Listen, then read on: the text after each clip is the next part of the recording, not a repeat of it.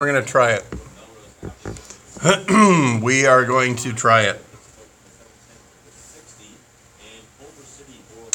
There's my hair for tonight. How's that?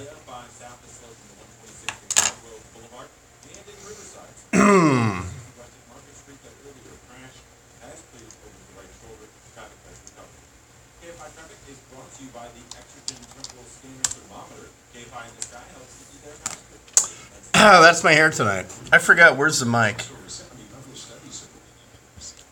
The mic is over there.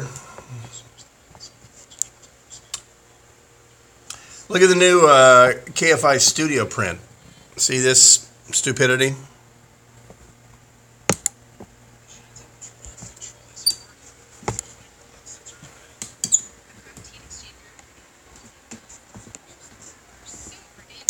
Whoa! Whoops. Whoops, sorry. Here. Up.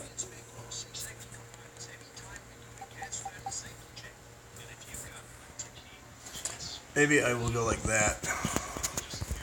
How's that? Whoa. Whoa. Whoa. All right, we'll do that.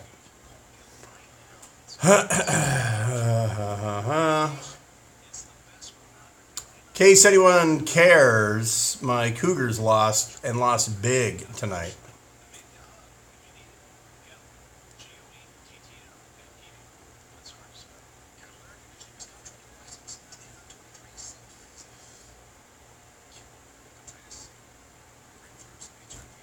I did a hold comments thing, and I wonder if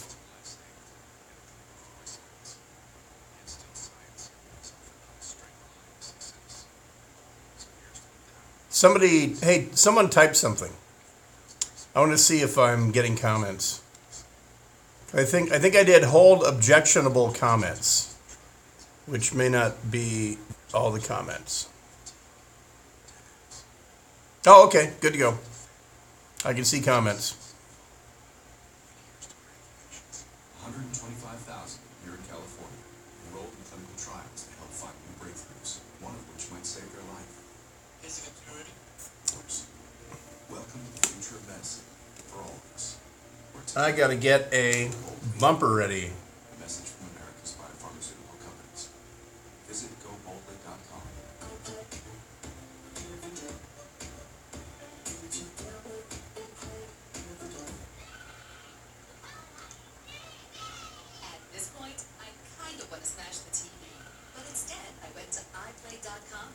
Oh, I was watching myself on YouTube. No sign up and no credit card required. Nothing like a good mystery to take me away. But I don't have time for a movie or a novel. So instead, I'm into the latest iPlay games in the Mystery Case Files Adventure series. And when I need a classic, Agatha Christie Murder Mystery games hit the spots. I get my mystery fix and come away thinking more clearly. No Wi-Fi? No problem. With a free iPlay app, I can play my games offline and tune out. All right. Went to iPlay.com and downloaded the app. It's my daily sanity restoration. I play every day.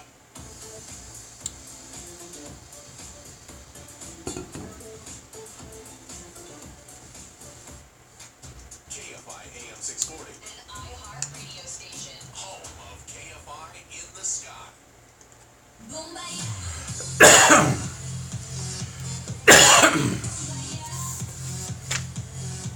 A little K-pop tonight. KFI AM 640.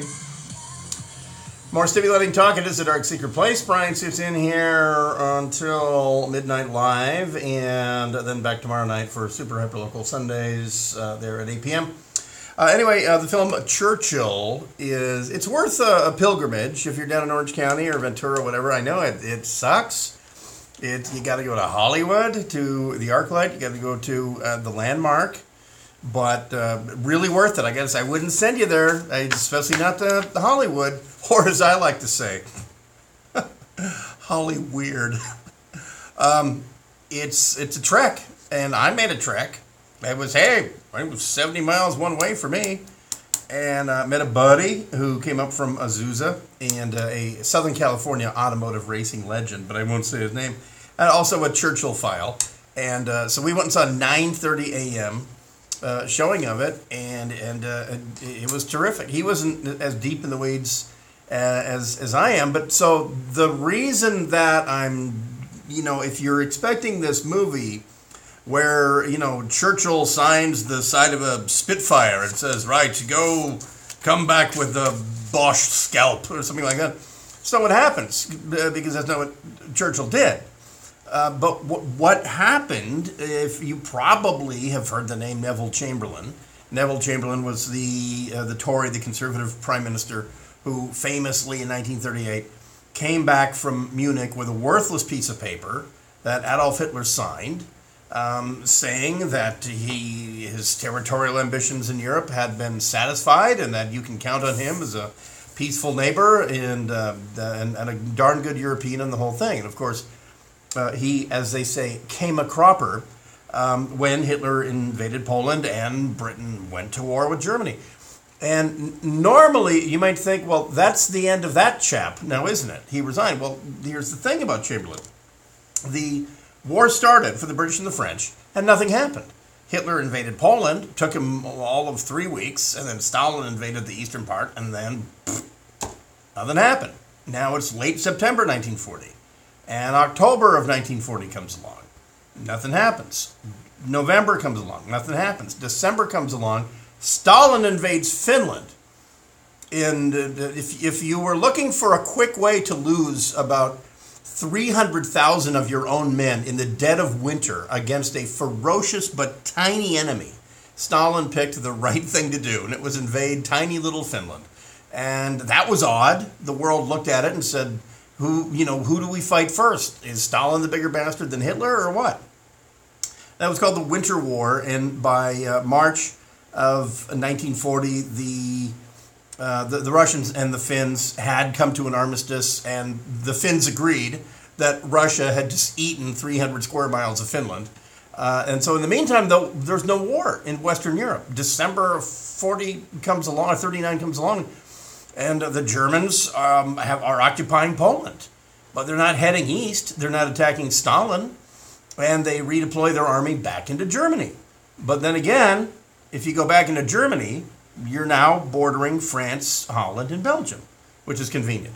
So Winston Churchill was in a very important position, the first Sea Lord of the Admiralty. And that's a cabinet, a wartime cabinet position. He's in the inner circle, even though he had many, many, many political enemies in the British Conservative Party, primarily because for a lot of them, he was a failure in World War I because he came up with the disastrous Gallipoli plan. The plan was good. The execution was disastrous. Churchill became a liberal for 10 years and then came back to the backstroked to the Conservative Party. But Churchill was always from the early 30s on, Churchill was the guy in Parliament saying, this Hitler chap will have to be dealt with. We're putting this off. Every day we put it off, it's going to be harder when we have to reconcile this particular account. But this guy's getting stronger, and we're doing nothing. He's violating the World War I treaty, and we do nothing. We will have to fight this guy. And people said, Winston, shut up. Then by 1937 and 38, people finally were grudgingly admitting that this Churchill chap was correct. So Churchill had a lot of credibility in the wartime cabinet, but he was not prime minister yet. And then Churchill, as first Lord of the Admiralty, came up with, seeing that the Germans were about to invade Denmark and Scandinavia, Churchill said, we have to beat him to the punch or else he will be bombing us from Norway. So the British and French invaded Norway in March of 1940. Very obscure chapter of World War II, but the British and French attempted a preventative invasion of Norway. It failed fairly spectacularly. Churchill took the blame again. And hundreds of Norwegians came back with the British and joined the commandos and all that. But regardless, now it's April of 1940, and Neville Chamberlain is still the prime minister, and he is still actually talking peace. He's still actually talking about a way that a arrangement can be made with this Hitler chap where the Germans can just sit on what they've conquered and dominate Central Europe, and we'll just treat them like another power. And they'll, after all, Chamberlain was fond of saying, all they're doing is going back to the way they were during the balance of power before World War I. I mean, that's all that's happening. It's not natural to have Germany as a vacuum. All we're doing now is now Germany sort of back at the place that it was. Oh, sure, they invade some neighbors, but we have assurances from Hitler that he's invaded all he's going to invade. Then May 1st, 1940 happens. Hitler invades the Low Countries, Luxembourg, Belgium, Holland, and France. And Chamberlain resigns. He has to resign. And they need a new prime minister. When the music stops, Churchill has the chair. There were others, but they didn't feel it was the time. They felt that the war was not going well, and it was not time to be prime minister. So basically, Winston Churchill drew the short straw. And you have to know that. As the movie starts, it's right before he's asked to become prime minister by the king. And if you saw the movie The King's Speech, which is a fine, fine movie. It's a terrific, uplifting movie, isn't it? But it's leaving out a pretty big fact about King Edward, that he was a Nazi lover, maybe not publicly, and that's maybe that's an unfair rap. But he sure didn't like Churchill, and he also didn't think we should be at war with Germany. All right, when we're back, I'll play a little bit of that famous Churchill speech, and that's one of the centerpieces of the movie, or the two major speeches that Churchill makes to the Parliament when he becomes prime minister, and then when the battle clearly is over in France. So I'll play a little bit of that, and then we'll get to some real news, some actual news, some timely news, none of this damn history on the radio. It is a Dark Secret Place. Brian Suits in here until midnight. KFI AM 640. More stimulating talk. Michael Chappé with the news. Firefighters contained a fire about 7 acres behind a shopping center in San Clemente. The Orange County Fire Authority says it took 50 firefighters and at least 2 water-dropping helicopters about an hour and a half to stop the spread of the fire. Some firefighters Maybe what I'll do, I'm running out of battery. So maybe what I'll do is I will start this back up next hour.